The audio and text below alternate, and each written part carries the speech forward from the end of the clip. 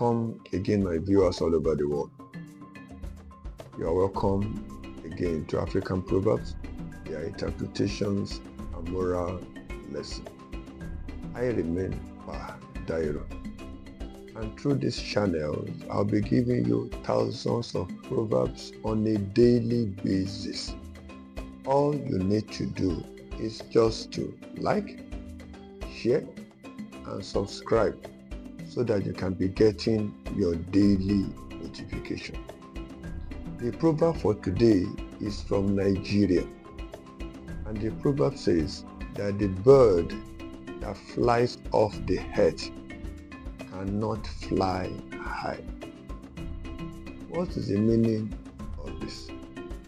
It simply means that strong foundation is essential in achieving greater height in life. And the moral lesson is that humility and strong foundation is needed to achieving success in this life. Thank you for listening. I will see you tomorrow. Bye for now.